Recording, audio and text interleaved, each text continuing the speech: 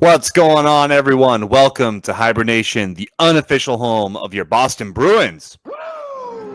Today, we celebrated 100 years of Boston Bruins hockey.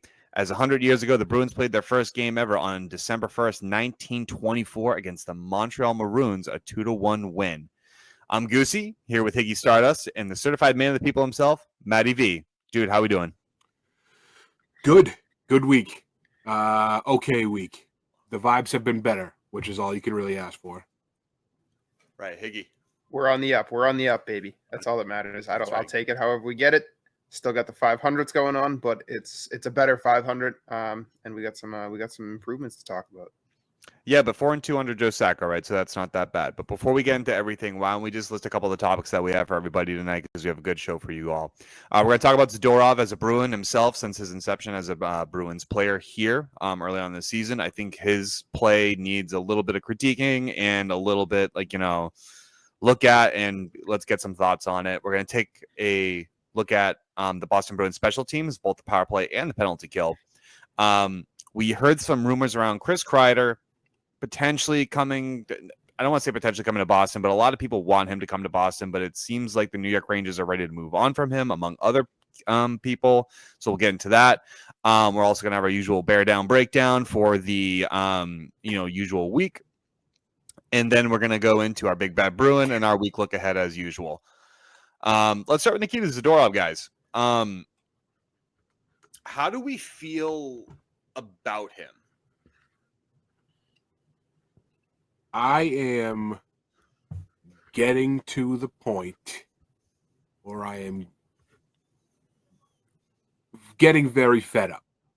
I expect him to play a lot better.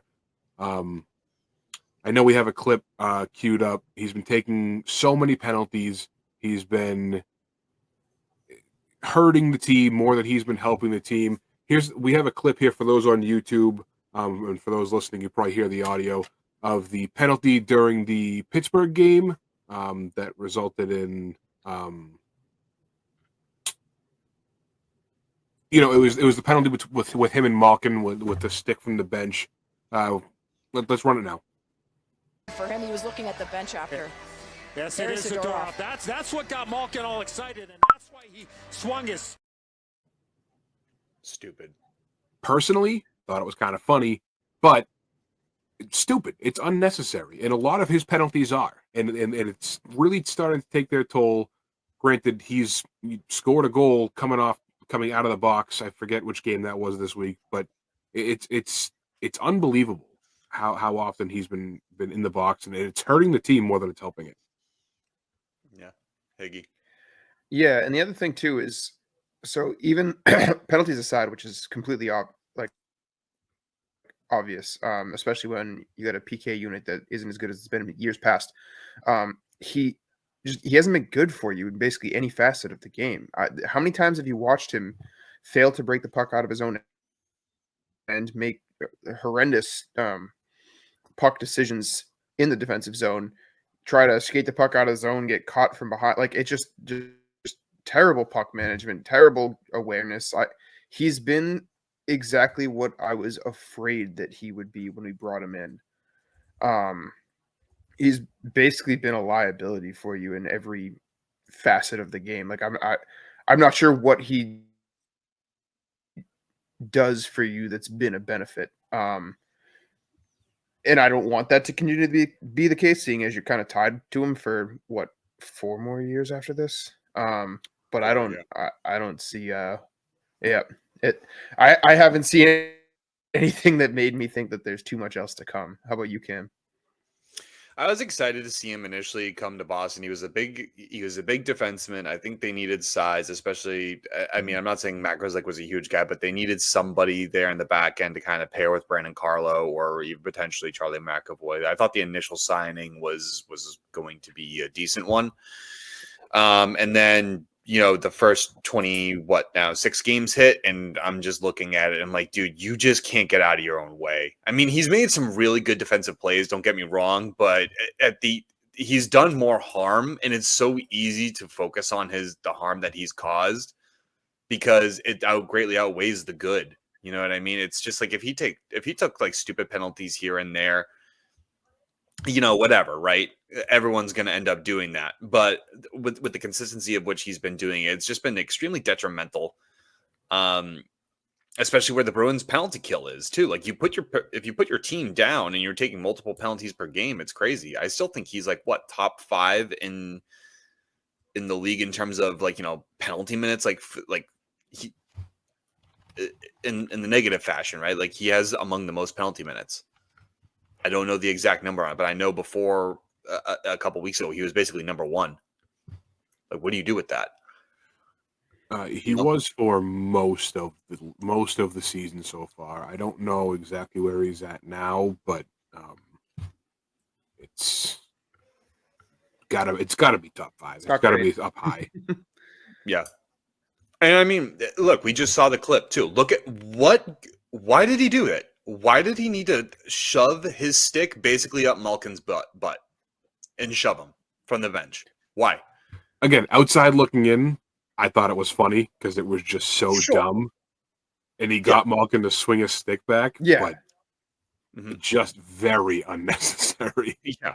I look at it and I'm just like, sure.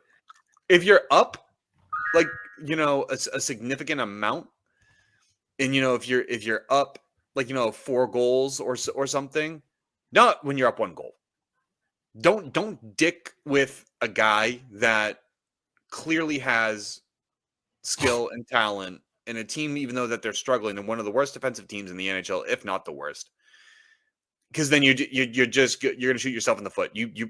They've done that all year too. They have I think the second worst third period goal differential, and it showed on that game against Pittsburgh. Just real brief. Only the second worst? I think so. That's actually impressive. I think New York Islanders beat him. I have the numbers here. He is tied with the most penalty minutes so far this year with Brady Tkachuk at 50. That's good.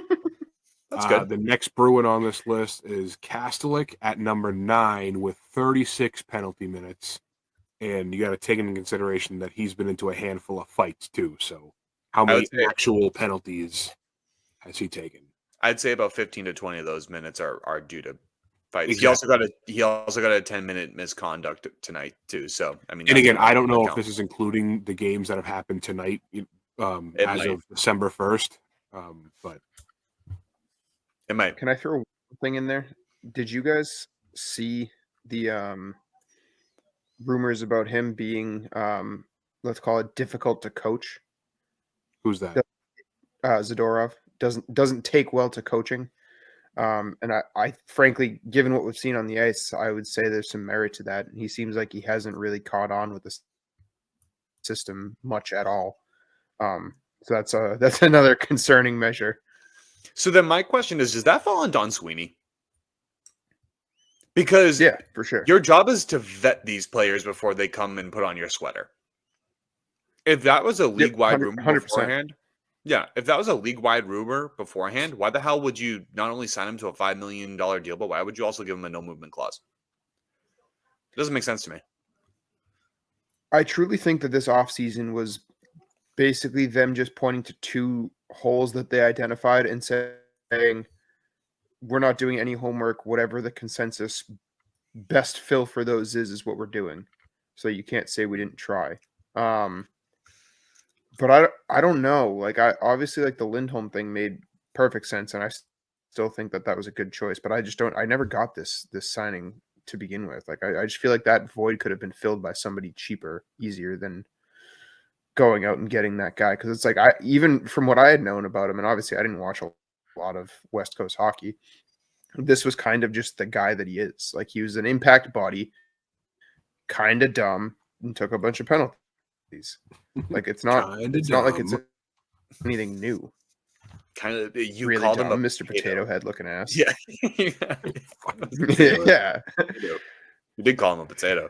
No, but okay, so that's a problem. So what do? Do you bench him? Like, if he's not going to respond well to that coaching decision, right? Like, could you even bench him though? Do you even have the defensive depth right now to do that? Hampus Lindholm is still out, so I'm saying if Hampus Lindholm comes back and he still does the stupid stuff, you got to do something and you got to bench him in some capacity. Like, I think Whatever. realistically, I think you need him to work. If you're gonna succeed, you need to get something out of him. Now I think you need to figure out what it is that you're going to get out of him. Where does he truly fit? Because you keep bouncing him up and down the lineup, and obviously part of that has to do with the injuries. But I think he's a guy that you're really going to need to set a role for and maybe make something that sort of fits for his potato head ass. And if not, we always have Ian Mitchell, so I'm not worried. Ian Mitchell plays on the Oh opposite God! side. And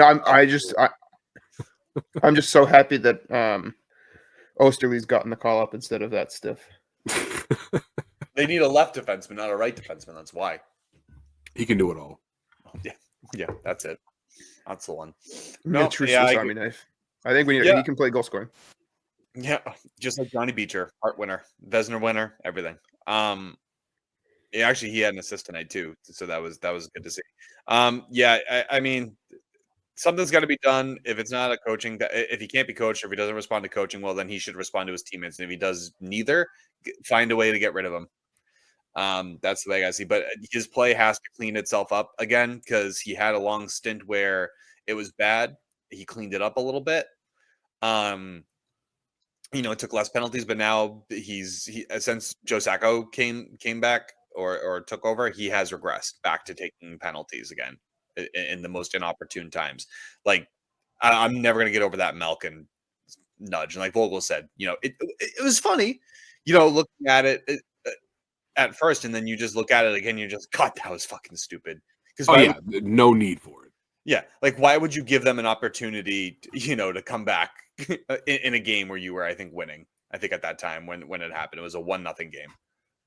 I don't know why, but it doesn't matter because good vibes only, right, guys? Good vibes only. Good vibes only, which is tough getting into our next discussion, which is the power play and the penalty kill, which we tend to have been on a lot with one of your defensemen having 50 penalty minutes.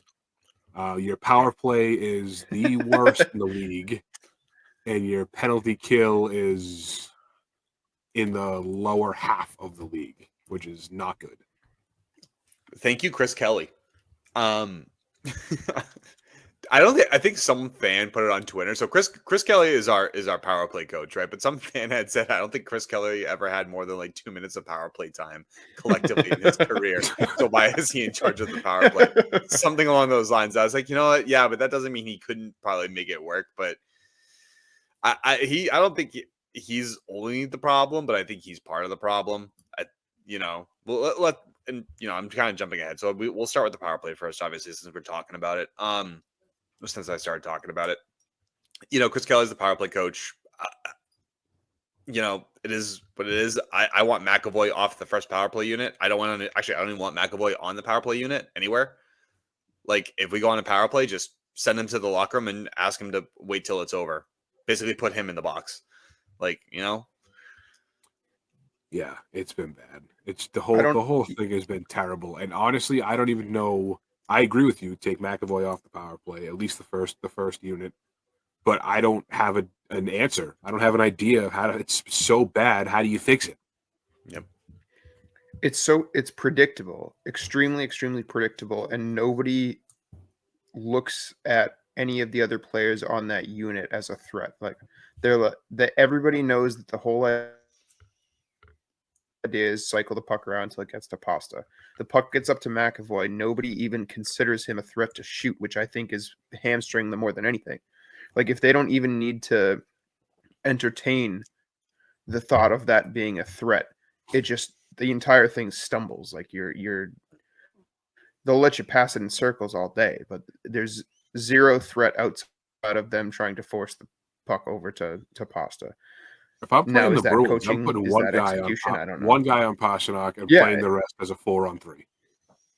Yep. Just have them and follow then they'll still probably pass into it. They have. They've continued to pass. Even if not to Pastrnak, they've just passed into closed lanes, and it's extremely frustrating. I'm just like, guys, just shoot. Even if it gets blocked, that defenseman could potentially go down or something like that. I don't know.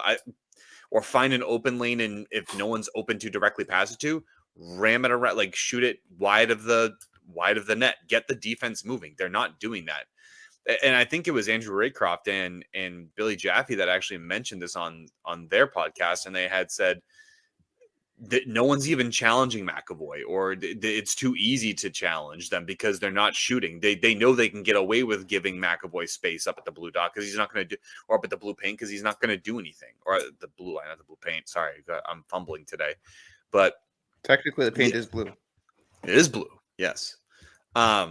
But yeah, they're not shooting anything. It's just crazy. Lately, they've gone a little bit better at it. I will admit that, Marchand is taking some more shots, and, and we've talked about it before. You have a guy like Justin Brazeau just parking his ass in front of the net. I mean, he's a big dude. Take advantage of that. Just rip it low, let it hit off someone. These goals don't have to be pretty or that clean, but like, God, sometimes you have to get to the nitty gritty areas. And I think sometimes that's how they won the New York Islander game. They had to be gritty. Yeah, the results still haven't been there yet, but I will say, at least over the last week, you've seen, it seems like the shot volume on the power play has ticked up a bit. Same with 5-on-5. So maybe that's a philosophy that they're starting to work in, and it's taking a little longer for it to sort of evolve and get into the structure. But it does seem like there's been a bit of an uptick in volume of shots on the power play, which is nice to see. Because again, this isn't an extremely talented lineup. This is a lineup that, if they're going to score, it's going to be through creating chaos in front of the net, getting lucky with bounces. But you got to generate your own luck. If you're not getting the puck into those areas, you're not going to get any puck luck. Do they need to change the power play coach? Crickets. Who do you change it to? That's the thing. So right now there is technically a vacant spot in the coaching staff because Joe Sacco was promoted as interim head coach. So right now Joe Sacco is handling, I believe, both the penalty kill and the head coaching duties. So I don't know. Do they bring in an assistant coach that specializes in special teams to bump that up? I mean, it depends on who it is. And I'm not going to sit here and know these guys personally and how they're going to coach, but yeah, I think something's got to be done because they've tried multiple lineups or multiple power play units. They have. It's not like they haven't tried switching up the personnel in the power play, but I think it's not, when you try switching that up all the time and you're still not getting results, it starts to beg the question, like, is it the personnel on the power play, or is it just the way you have set up your power play system to work? And I would lean more towards, the latter instead of the former. And I would say that even, maybe you guys disagree with me, and I know that the rate stats say that we've had a pretty good power play over the last few years, but passing the eye test, it seemed like a nightmare even the past few years when it did work. I know it said that we were towards the top of the league, which I always found funny because, like, you'd watch it and they just never seemed like a threat. It was basically waiting for Pasta to break through. And he typically did, or at least did enough at a high enough rate that it made it look good on paper, but it just still never looked like a very threatening unit. You're on mute, Matt. Yeah. Matt, you're still on mute. He's still talking. Can you hear me now? Still muted. He's still talking to himself. Here we go. This is the best comedy of the night. Big muty boy. Big mutes. Big mutes. He's still talking. Well, I'm glad he agrees. While he's still talking to himself and figures this out, this will be great. He's still going. He's still going. It's like he can't even hear us. There we go. No. Big news. I got it. I didn't realize I was muted. That long. That was like us saying Matty Mutes didn't do it for you. That was 30 seconds of you, I think, just absolutely just staring at us with like your mouth I'm sitting there trying to. Kyle's got this delay going on, and I'm sitting there like, we got to figure this out. I'm muted the whole time. Man, I forgot what I was going to say. Oh, man. That we were on the power play, dude. But I know we were. I just forget.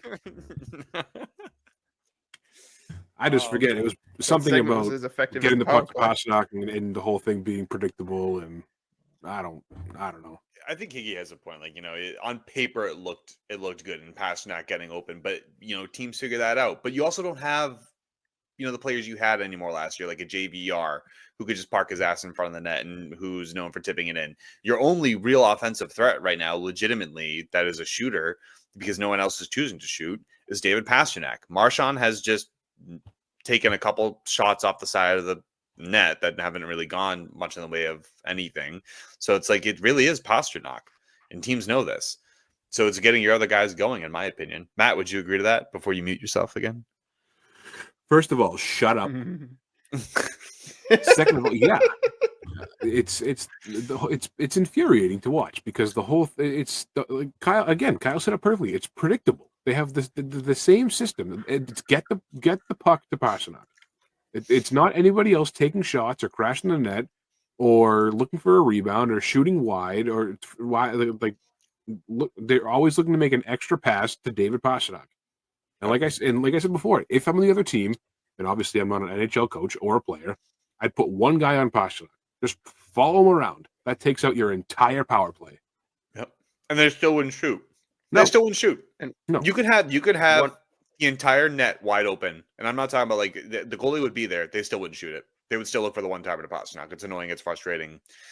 And they should. Maybe that's a bit of a stretch, and some people will be like, he's just reaching. I'm like, it's a joke. The power play needs a lot of work. All of our special teams needs a lot of work. Which one thing to toss in, Pasta is currently shooting about 6% lower than his career average.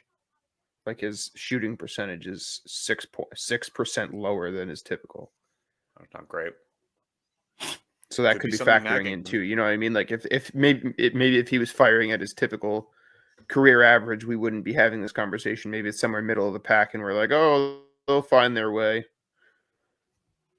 Yeah. He got one tonight, didn't he? No, it was New York. New York, he got one. Yeah. He didn't score tonight. Yeah. No, I mean, yeah, that's the power play.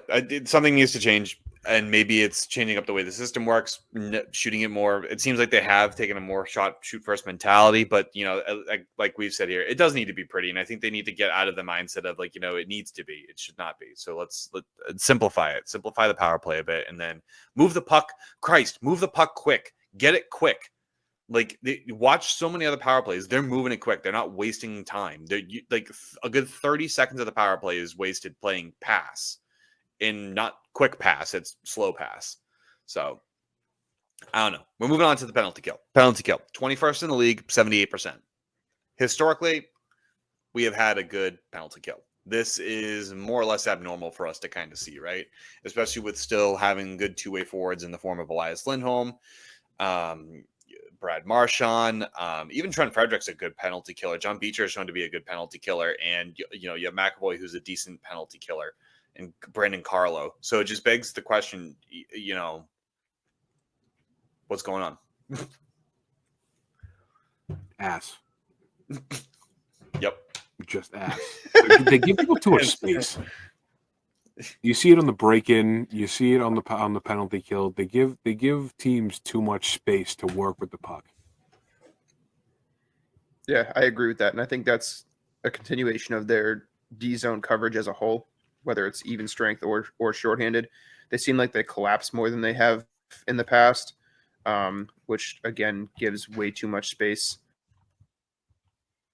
The amount of goals that we've seen against that, basically the guy coming in had all the time in the world to shoot, pass, figure out whatever he wanted to do, make a sandwich. Just the amount of it's almost, I don't know if it's a lack of confidence or whatever, but just everybody's collapsing in the slot, collapsing below the dots. It's just not like them.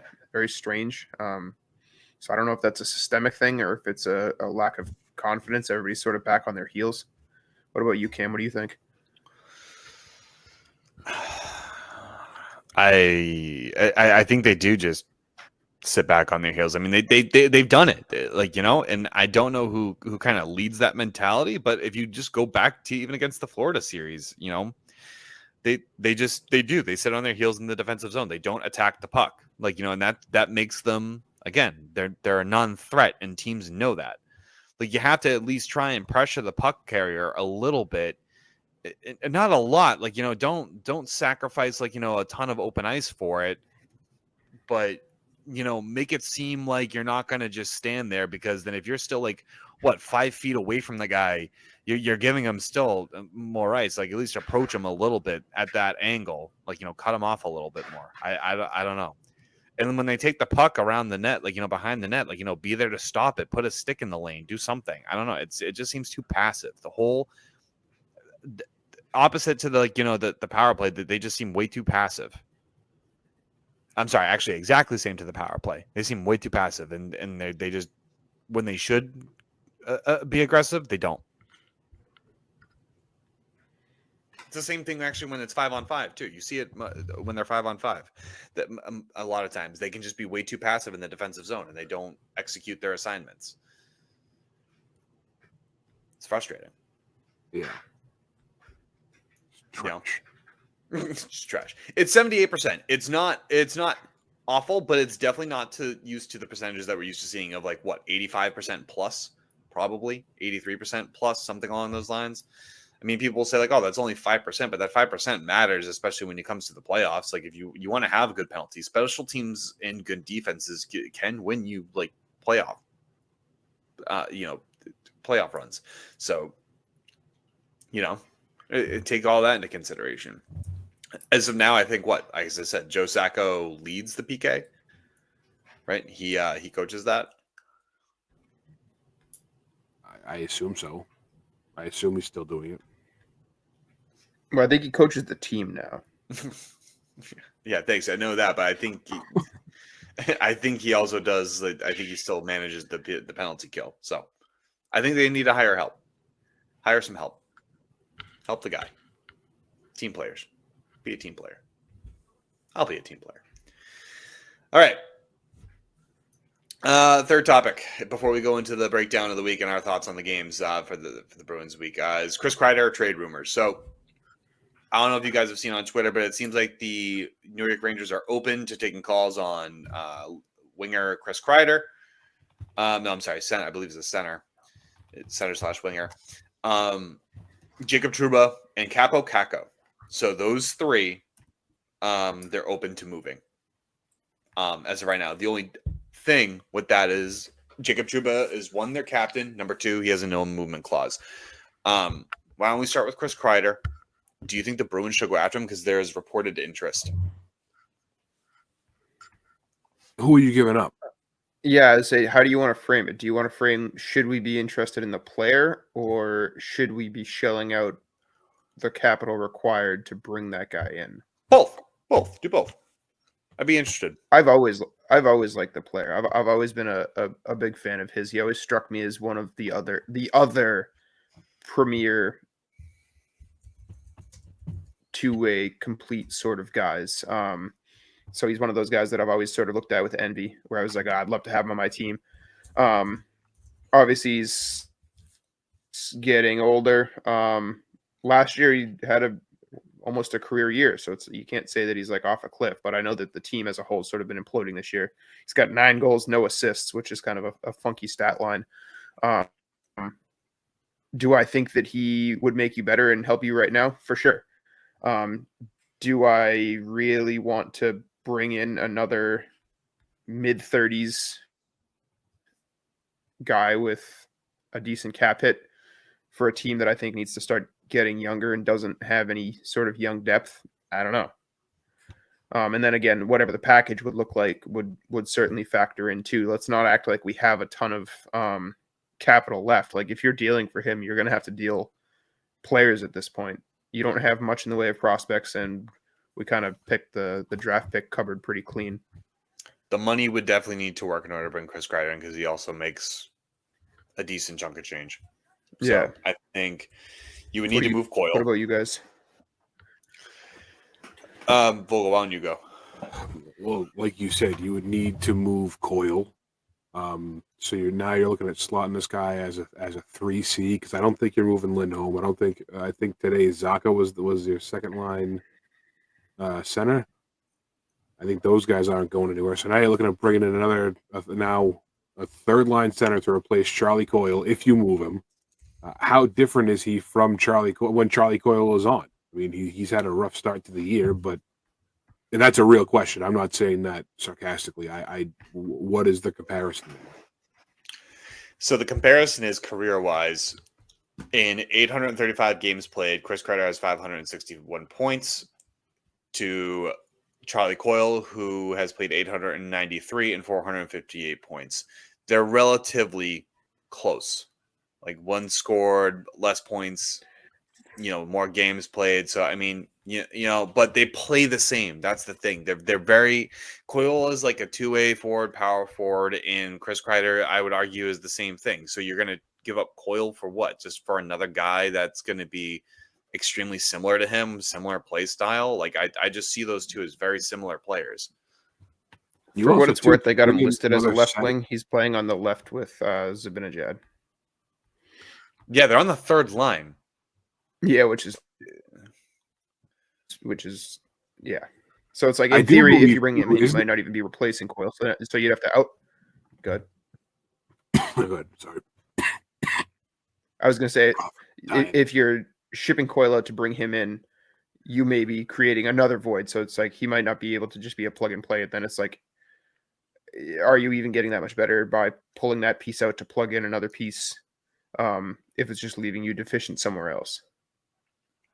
Yeah, especially when it's just going to give you maybe slightly marginally better talent, but older talent and more money. I do believe too, isn't he on? I think he's on the Rangers power play unit, correct? Maybe that's the fix. Going back to things to solve the problems. No, No, I don't think Chris Kreider is going to be your I fix. don't want Chris Kreider on the team. Yeah, Vogel, you seem like you were trying to get a word in earlier. What was it you were going to say? He forgot. I said it. That was it. You just didn't want Kreider. No, like I said, I don't think it's that much of a difference from what you have. No, especially not for what it would probably cost. Exactly. No, it's 60. I think Charlie makes 5 1/4, and Chris Kreider makes 6.5 or 6 1/4, something like that. So that, yeah, not only do you have to move probably him, but they might need to take Max Jones too, just to try and even that out as much as they can. But take Max Jones. You could take him. They'll give him to you for free. Don't even exactly. Oh, he's a bum playing down in Providence right now. Great signing, Don. Love that one. Spend money on him. Yep, that was it. That was the one. Great job. And $5 million on a guy that spends more time in the penalty box than literally anyone incarcerated in the entire United States. So there you go. That's what we got. I don't want Chris Kreider. I don't. Capo Caco, though, you can convince me. 23. I believe former first-round pick. I think 3rd overall. I think he was pretty high up there. If I'm not mistaken, I could be wrong about the placement, but I am positive that he was in the top 10. I'd trade for him. I'd give Geeks, Lysell, and 2026 second-round pick for Capo Caco. Yeah, I don't know what it would take to give up, but I'd be open to having a conversation about that. No. He's just like, Let's say I don't feel guy. I guess it's like a sure. I don't, you know what I mean? Like I guess I don't feel too strongly about it. Like wouldn't hurt to lose that package. Do I care enough to bring in that player? I don't know.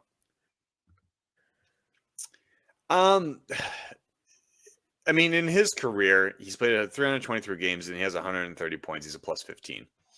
I don't think that's bad. He has 13 points in 23 games this season. I think if you put, he was actually 2nd overall in the 2019 draft, and he was drafted by New York. So I don't know. He's a right wing, another big body, but younger body. Maybe he replaces Brazeau on the second line with Coyle and Marchand. But I think like you got to do something with that. So if they're willing to take phone calls on him, entertain the idea. He's young. And at least you get younger. Yeah, marginally. mind you, but like, you know, and you lose Lysell, but then you still retain your first round pick. You still got Potter down there, and you kind of stave off some stuff for a little while. So I mean, then you fix your second right wing problem. That's where I think the biggest problem for the Bruins is right now. That 2RW, they don't have it, and Justin Brazeau is not it for it. So if you were able to package Geeks and Lysell in a 2027 second round pick, because we don't have that pick this year, you know, I think maybe they might listen. You might have to offer something else because he was a former second overall pick, but you never know. Taylor Hall was traded for what? Adam Larson straight up? Former Hart winner for that? Yeah, imagine. Yeah.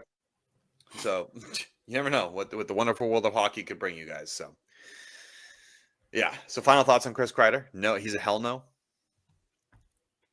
I mean, No. in a vacuum, I like the player, but I don't know if I'm doing it for this year. So I'm not out on. I'm a Chris Kreider fan. I don't know if I'm a bring Chris Kreider to the Bruins right now guy. I have nothing against him. I just don't see that it will be a big, plus for us, a big game. Yeah.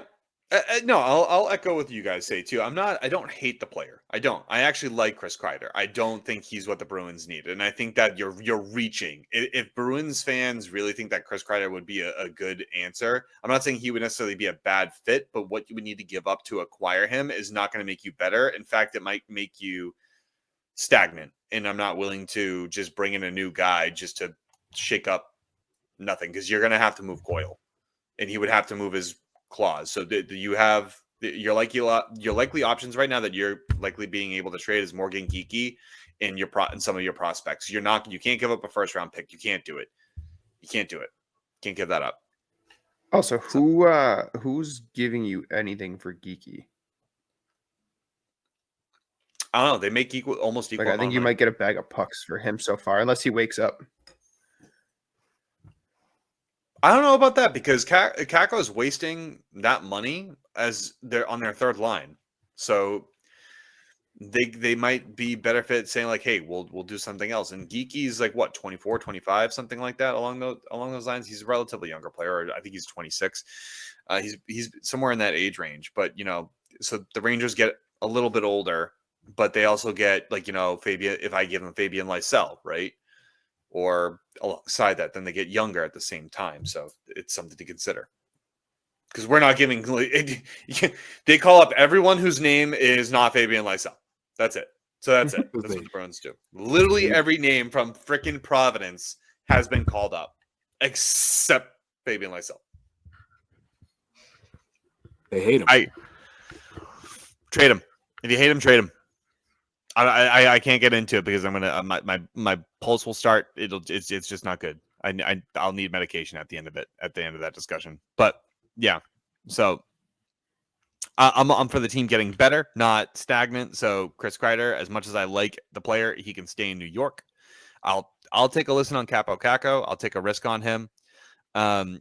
So go for it, especially if it's just if you're gonna give up like Lysell, you're not letting crack the NHL at all. So let it be. All right, guys. That being said, let's get to the bear down breakdown of this Bruins past week.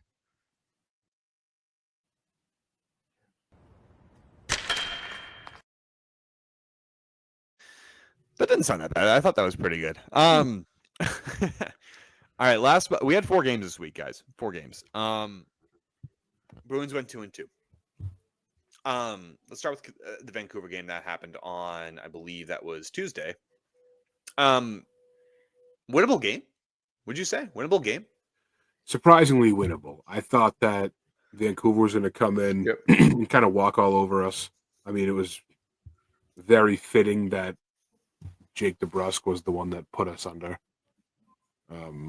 Fitting, right? I would say anybody but that guy. Yeah, you knew it was going to be him. But they were in that game. There was a 2-0 final, but it was really the second goal was the empty netter. It was a 1-goal game. Very winnable and surprising. I of course DeBrusk scores. And it's off of a greasy, dumb freaking rebound off of some guy's glove, lands on his stick, and it goes in the net. Of course. What else would it have been? It was stupid. So stupid. But no, it was a good game. I actually, despite the score being 1-0 for the majority of that game until I think the Connor Garland got the empty netter. Yeah. I thoroughly enjoyed watching it because it seemed like anything was going to happen in that game. Boston had a ton of chances. But yeah, it was crazy. Heinen didn't get any points, thank God, because if both of them would have scored, I would have just put my head in a pillow and just knock them out. Yeah, and I thought it was a good example of the fact that, yeah, they didn't break through. Yes, they didn't score. Yes, you got shut out. It's hard to get too excited about any of that, but you got 33 shots on net. Lankinen's been playing out of his mind, so there's a little bit of luck going with the hot hand there. But they did seem to have more energy, generating more chances, getting more shots on net, being a little less selective and more just get shot volume, try to create chaos. So it felt better, even though the end result wasn't there, it's kind of a loser's take to say, oh, it was a loss that felt good, but it did. It looked like there was something there. Speaking of Lankinen, I mean, he stole them that game. He was the difference maker. There was no question. I got into a discussion with a fan on Twitter, and I tweeted, like, we're making Lankinen look like a Vezina Trophy winner because we couldn't finish. And the gentleman had commented saying, or the individual had commented saying, he's 7-0 on the road. We're not making him look like anything. I'm like, yeah, but his season numbers suck. Like it's more of attributed to how much we suck. That's what, like, we're making him even look better than he might actually be. Like, we can't finish any open net shots. Like, just look at this as an example for those of you who watch us on YouTube. If we could play that clip.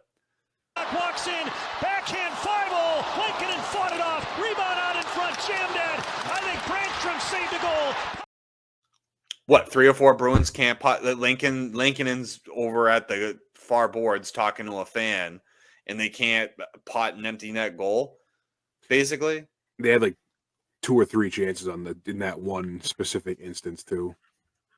Yeah, and that's just bad luck. Like that'll happen. That's you do that enough that you finally break through. So that's kind of where I'm at, where it's like it felt good because it felt like they were at least threatening. They were dangerous. They were getting to the right areas. So the result sucks, but you were doing the right thing that this roster will need to do to have any semblance of success. It just happened that on that night it didn't break through.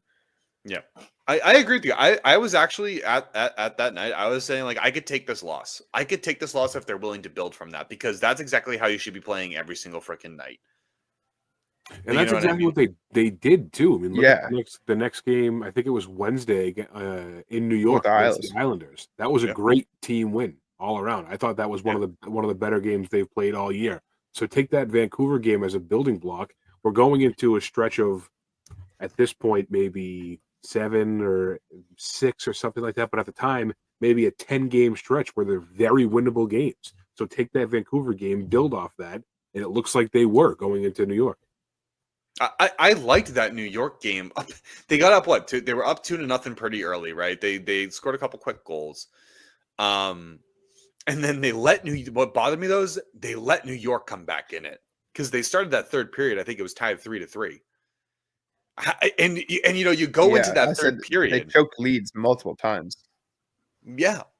Well, look at it though. Like, you go into the third period and we have, I think, the second or first worst goal against differential in the third period in the entire NHL. So you can imagine me sitting on my couch watching this game, just being like, "Oh my God, what's going to happen?" But the irony of it is, I think the other team that has the worst third period goal differential is the Islanders. So anything could have happened. You know what I mean?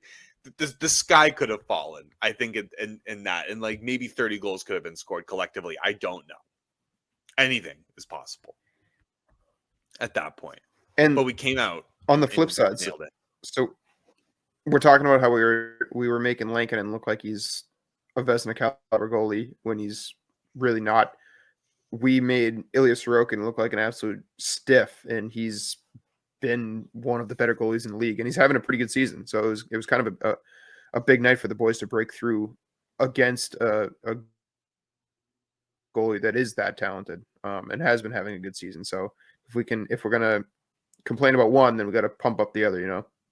Yeah. That poor bastard has that team playing in front of him. Yeah, it's Everyone not thinks great. Allmark has it bad, dude. At least Ottawa, you can make excuses for and say that team's a dumpster fire and that they're just not well put together, or there's cancers in the locker room, or they're too young, or you could say a lot of things about Ottawa, right, and what's wrong with them. But the Islanders have a good coach in Patrick Roy.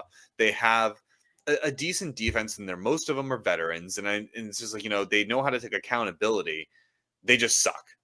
They're OT merchants, which is, did you like that title, by the way, of that blog? Vogel? That's what they are. They have 6 overtime losses. That might be believe the most. I think in that's the the league. most. That is, the Predators have 6, and after the Sharks have 5. So they're tied for the most overtime losses, which is 6 points. They haven't been playing well, playing better than Montreal, which makes me laugh a whole lot. They have 5 more points, which take a lot of those overtime losses. But they're a struggling team, which is, again, the teams that you should be beating in that fashion. You should be beating them that way. Yep. I thought that way this entire week. I thought it outside of the Vancouver game, I actually had that as a loss, and we did lose it. They're a good team. But the rest of the games, I thought the Bruins should have won, and they did beat the Islanders. My only gripe was that they looked like they were going to let the Islanders just crawl back into it, but they took what they learned against Vancouver, applied it to the Islanders. Then they went and had some turkey on American Thanksgiving, and came back and played the Pittsburgh Penguins on Friday. Bad. A weird start time, 6:30. Why? Just make it 7. Why make it weird? Black Friday. I understand that. It's weird as shit. Black Friday. Give people an extra half hour to shop. This is ridiculous. All the matinee. The day you're not going to give us a matinee. Yeah, right. They're just going to tease you a little bit. Higgy's going to go off and tell us about how much matinees are just the bane of our existence. And they are. It's not fair. It's bullshit. Yeah, they Book. Not a big thing. But that game, wow. Just, oh my God. I was frustrated. So you had a good comeback win against New York. And again, Tristan Jarry stood on his head, I think, in that game, because Bruins had a plethora of chances, but their only issue, they couldn't finish. They had a 1-0 lead for the better part of that game. Then Zadorov did the oops, and just no one scored on any power play chances in that game.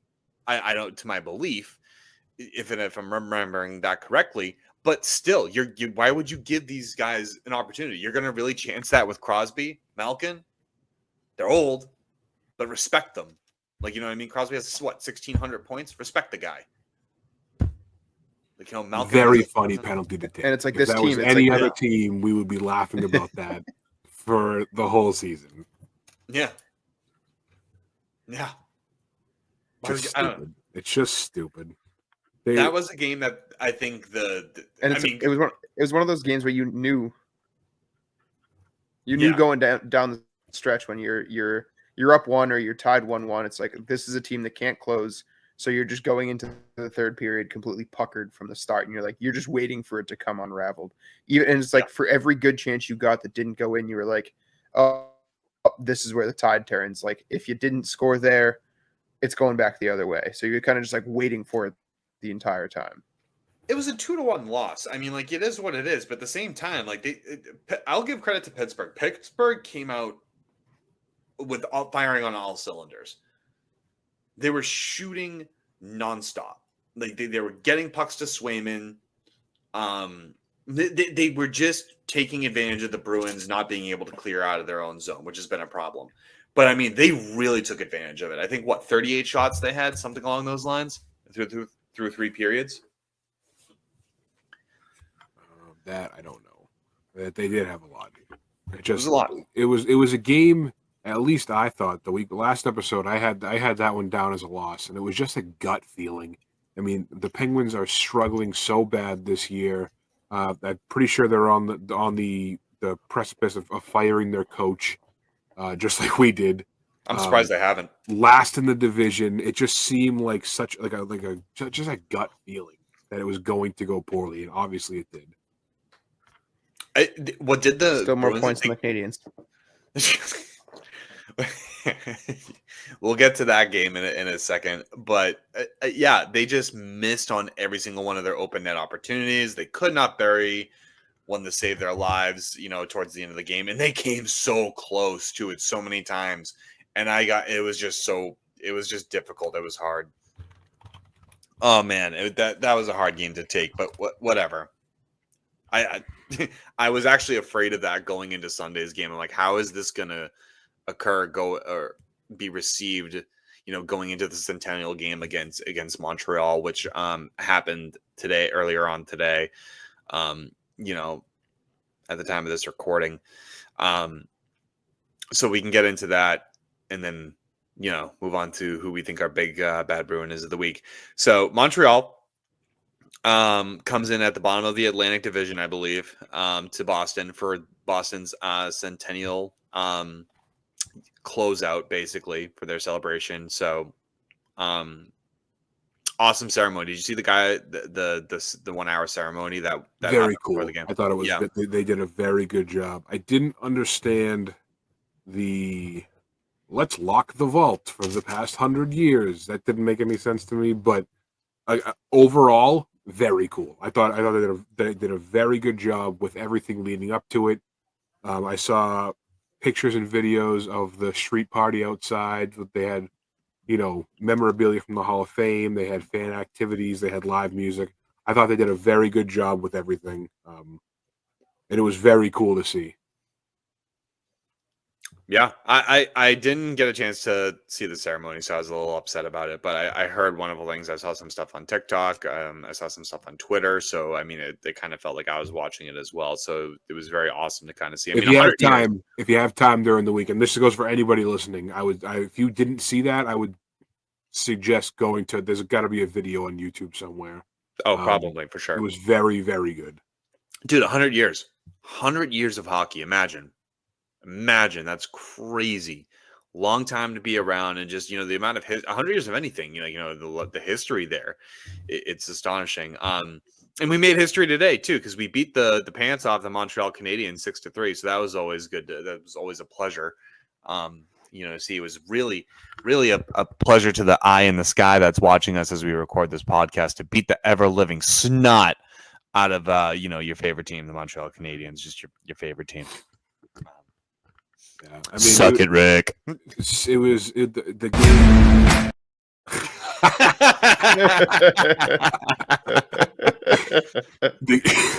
That was a good one. It was very, very fun to watch. It was an exciting game. The Bruins capitalized on. I believe it was less than 2 minutes, 3 goals, boom, boom, boom. It had to have been so fun to be there. It was fun to watch at home, but after that, it was kind of back and forth. So it was, we got out to an early lead, got the back and forth going the rest of the game. I thought it was a good all-around game. And those scumbag Montreal Canadiens went home packing. Yep, especially with that Arbor Jack guy. I call him Arbor Jackass, so I mean that's fine. So we're good. He got a 10-minute game misconduct. So did Kestelik. I didn't see the penalty. I just missed it. It was, both Jackeye and Kestelik didn't. Go ahead, Kyle. Were they just calling that for them sort of pulling each other in the scrum? Like it seemed like they weren't even involved in the initial play. I believe, or I think Kestelik was. I think it was a trip to one of the Lane Hudson maybe or Kirby Doc or something. I forget who it was. He got tripped, and then Jackeye was going. I think pushing each other with Frederick. Kestelik comes over, and then they start going at. It looks like they wanted to kill each other. Yeah, Jackeye got a punch in while the ref was holding him. So it was. Great game! It's always a pleasure being the Blue, Blanc, and Rouge. It's always a pleasure. Always a pleasure. that Rick's grinding his teeth behind. He's gonna be pissed. He's gonna be like, I'm gonna really let him have it. No, it's a fun game. Yeah, I enjoyed it. No, the trash talking aside, I really enjoyed it. It's always fun when Montreal comes to town. It's the history between these two clubs is, it speaks for itself, man. Like I even though it's not a playoff game, it always feels like a playoff game against these guys. So 6-3 win. 6-3. That is 6-3. So again, good week. Good It week. was an even week. You went 2-2. It seemed. I mean, again, shocker, 500, but it seemed again the vibes are higher. I mean, that Pittsburgh loss was annoying because it was unneeded, but the vibes definitely seem higher going forward. And since Sacco has taken over, it seems like they're heading towards a better place. They're 4-2 with Sacco as the current season. Before anything else, I actually want to say, did you guys see McAvoy's shorthanded goal? Yes.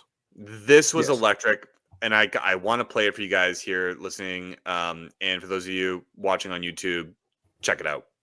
Charlie McAvoy, the defenseman, on a breakaway, walks in back and he scores! Electric. I was surprised.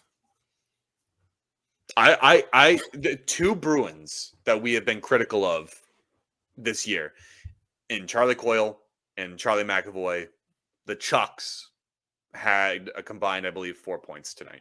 Yes.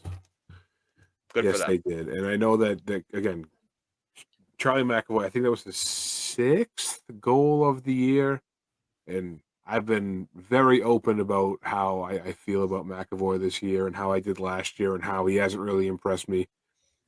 Today, obviously, he did. I'm not expecting, 2 goals from every game, but I think that he played well today. I think so. I think it was good. I think they needed it. And I think being, facing up against a rival like the Canadiens, it brings it out. There's definitely blood.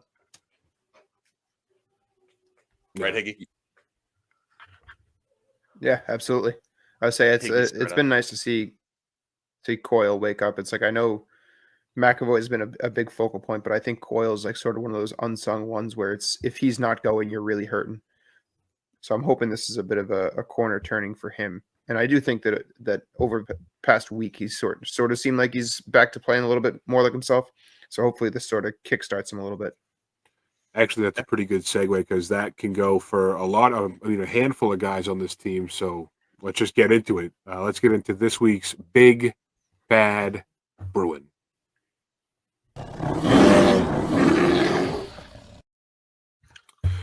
The Big Bad Bruin Player of the Week, as you guys all know, every week, Kyle, Cam, and I, we pick our Player of the Week, give a quick rundown of what we think. And I'm going to start off this week by going Kyle. Who's your Player of the Week? I got Brandon Carlo this week. A guy that probably won't get too much recognition, doesn't really show up on the score sheet all that much, and frankly had a pretty bad start to the season, as did quite a few guys on this team. As of late, you've been seeing the Brandon Carlo of old, the quiet, consistent neutralizer that you're used to seeing on that back end. So after the pretty brutal start that he had to the year, his +6 over the 4 games this week actually has him back to even on the season. So things are looking up for Brando, and he's a guy that we need to rely on heavily, especially with the injuries on the back end. He's going to be a critical part of whatever success you can have on that back end. So it's good to see him getting back to being the player that he's supposed to be. How about you boys? I like Kyle giving credit to some of the defensemen that can't go on the score sheet. Like, you know what I mean? Yeah, for me, I went with someone that did contribute on the score sheet pretty significantly, albeit it was all in one game. I'm going to say Pavel Zacha. He kind of broke a curse. Not necessarily. That was actually broken today by, I believe, Cole Koepke. But Zacha scored 3 points against the New York Islanders, all in the third period that led to the Bruins' victory. That was pivotal. He also had an assist today against those scumbag Montreal Canadiens. So 4 points on the week. I think he's also been a guy that needs to show that he can consistently perform at that level. So it was good to see that he kind of was able to get it. Out of 4 games, he was averaging a point per game this week. So I'm going to give it to Pavel Zacha from me. Vogel. I actually, for very similar reasons, I have Charlie Coyle. He had 2 goals against Montreal. He had a goal against, I think, our only goal against Pittsburgh. It's 3 points on the week. Those are his first points since the Columbus Dirt Boys game before Montgomery had gotten the boot. So, that was 4 games without a point. To come back this week and bounce back the way he is. Again, like we said, it looked like things are starting to become across the board more consistent, and you need that kind of consistency from this team. We preach that with the coaching change that's what we're looking forward to see.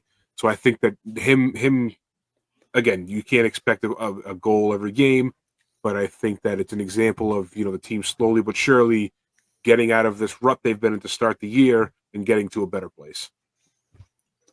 Yeah, I mean, if you add up the numbers, he had a hat trick this week. That's all I'm saying. That's true. He had a hat trick this week. That's all I'm saying. He had a hat trick. I don't disagree with that. I like Charlie Coyle. Charlie Coyle is my favorite Bruin. So, I mean, there it is.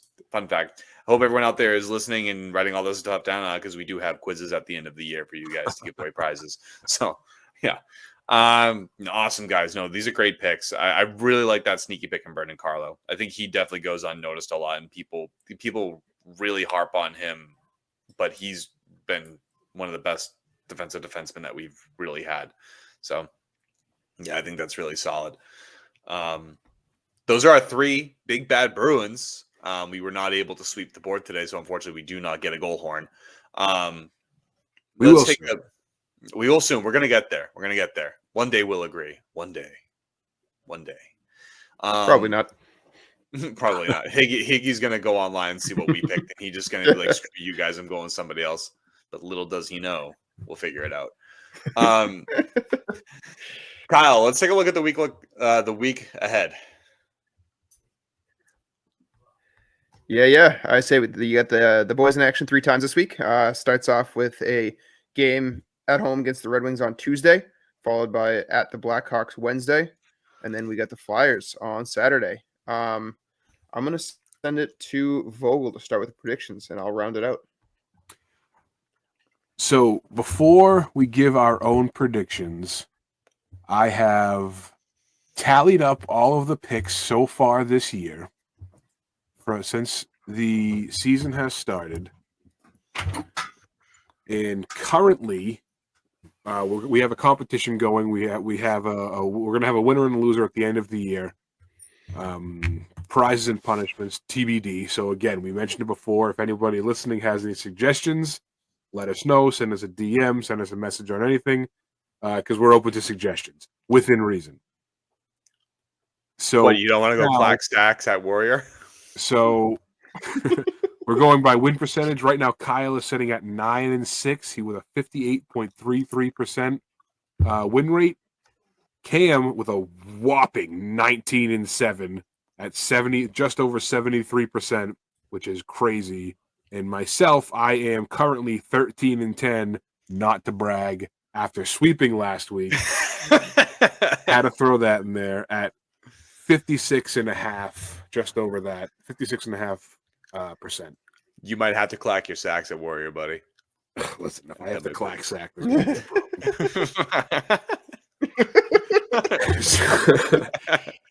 so going into next week, I'm going to get a little crazy because I don't think I usually do this. If I do, I don't remember doing it.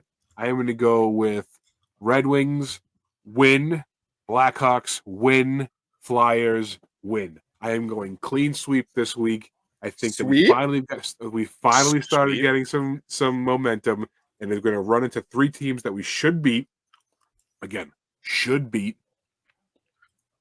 And I think they will. I'm going to go clean sweep this week. Nice. Yeah. Same. I actually will be in attendance on the Detroit Red Wings game on Tuesday, so I will be there live. Did you say Red Wings? Red Wings. Yep. Red Rum. You thought we wouldn't catch that. I'm just so excited. I'm just happy to be here. Yeah, it's just like those names. I can't get into these NHL names. Dude, I'm so fucked. It's fine. Oh, God. Yeah, so I'll be in attendance against the Red Wings at TD on Tuesday, so that's going to be an awesome sight to see. I have that as a win. Blackhawks win. Flyers win. The only team I think that might give us some trouble, probably the Flyers. Detroit's a hot mess. Their goaltending and defense is an issue, but the Flyers have given us some hard times. So when I could see that might go the other way, but I think it's going to be a sweep. Yeah, I got Red Wings win, Blackhawks win, Flyers lost. Fuck you, dude. Lost? Oh, you killed the sweep. Just fucking hell, dude. You killed the sweep. Hey, no, I'm going to defend Higgy. You guys started tallying. I can't pick just based on vibes anymore. If I was the vibes captain, it'd be sweeps every week.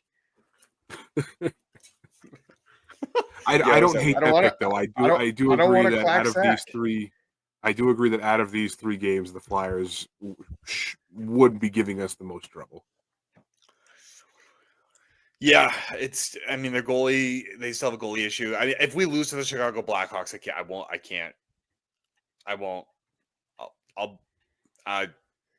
I'll voluntarily clock sacks at Warrior. So they won't. They shouldn't. I'm gonna put the Matty V guarantee on that they're going to be Blackhawks. No, you can't do that. You're 56. You're 56%. Okay, so that should mean something. Yeah, it means I'm 6% positive on the whole thing. That means I've been struggling, and so I'm definitely sure that we're going to win this one. You're riding your I sweep this week. So I called it perfectly, guys, and you're running with that. Matty V guarantee. Mark it. Mark it? It's marked. If you don't win, I already got a punishment in mind for you, but I can't say it on air. Well, it'll be a surprise for the fans. Well, we'll figure it out because I will. Whatever you got, I will take that. I will take that. I only do a couple of these every year, but I'm giving this the guarantee. Just already count it as a win. All right. I'll count it as a win. All right, well, I think that does it, right? All right, Kyle. Final thoughts. I just want hockey to be fun again. Let's keep it up. Let's keep scoring some goals occasionally. I like to tune in and have a good time. Please. Cam. Just want the pain to go away, man. I just want. I'm echoing Kyle. I'm channeling Kyle's good vibes. We're back, dude. We're freaking back. Montreal hard not to be. Sucked it. Yeah, dude. We're back. It's sack attack time. Or Daddy. Sack Daddy. Dude, we're 4-2 under Sacco. Montreal sucks. We kicked their ass. Islanders suck. We kicked their ass. Pittsburgh blows. They just got lucky, and Vancouver stinks. Fuck Jake DeBrusk. And with that, ladies and gentlemen, that will do it for episode 22 of HiBruiNation. Make sure you go check out HiBruiNation.com for our blogs, our pre-games, our post-games, and game recaps, and much, much more. Make sure you check us out on Twitter, Bluesky, Instagram, TikTok, any sort of social media. Give us a follow, shoot us a message. We love hearing from you guys. Send us a DM or a voice memo. You can find the link also on social media. Any questions, comments, observations about life, potentially to be played, but to be discussed on the next episode. Make sure you like, comment, subscribe on all platforms. And as always, we love you guys. And until next time, go Bruins. Woo!